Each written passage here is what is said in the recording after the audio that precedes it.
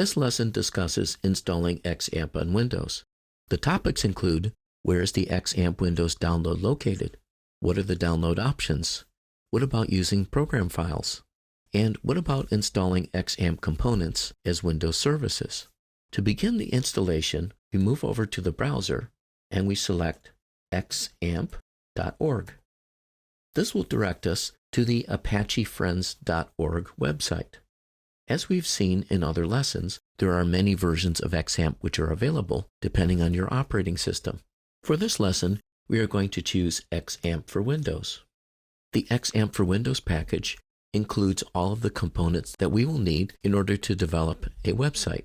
These components include the Apache web server, MySQL, PHP, and other utilities.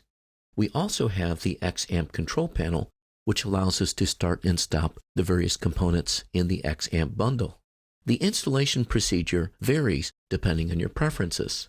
We can install using the Windows installer, or we could perform an installation where we download a zip file, unzip it, and install from there. It is recommended that you review the XAMPP Security Console instructions.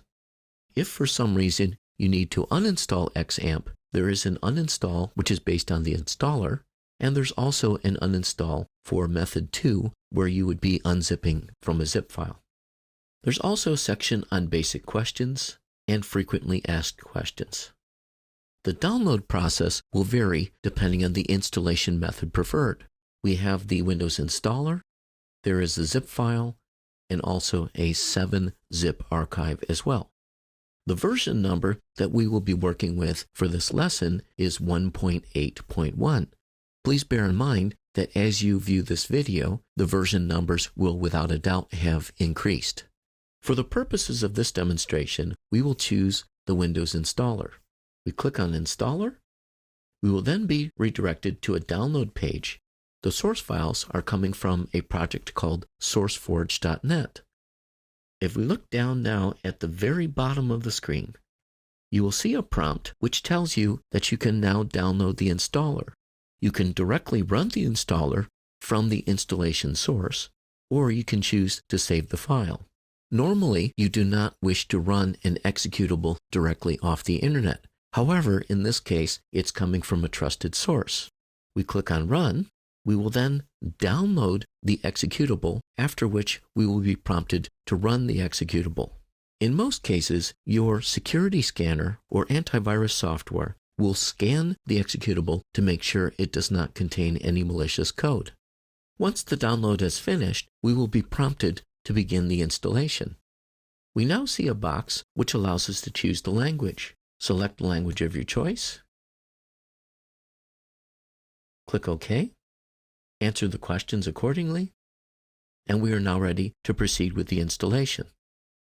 We then choose the components we wish to install. In this case, we are going to install all components.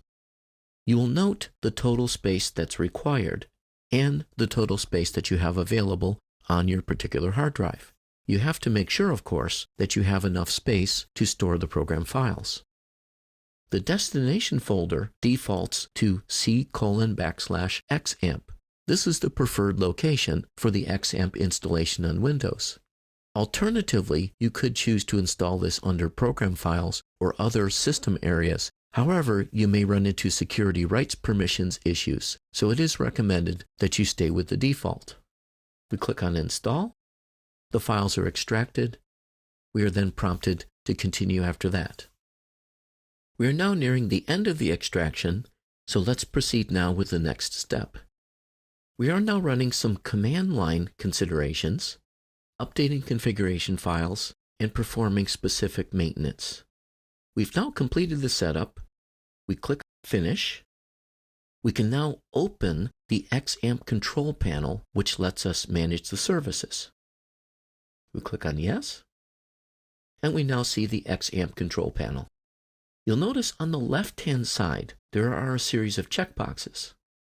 What this does is it allows you to install the various services as Windows services.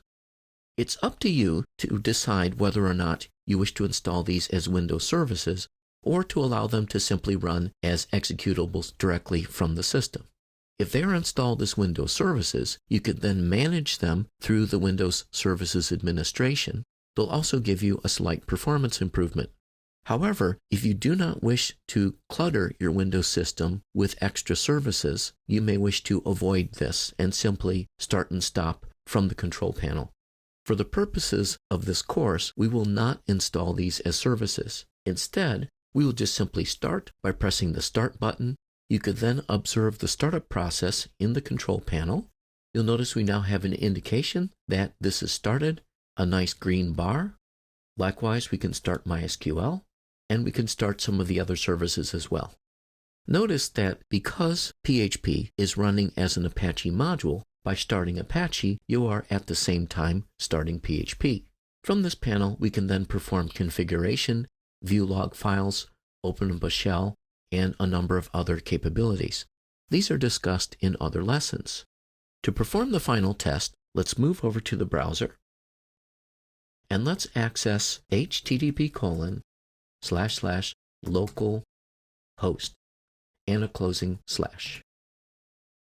What this does then is it accesses the local server running on an IP address of 127.0.0.1, which is referred to as localhost. We then select the language of our choice, and we now see an XAMPP starting panel. The fact that we are seeing this and the fact that it's running PHP gives us an indication that the installation was a complete success.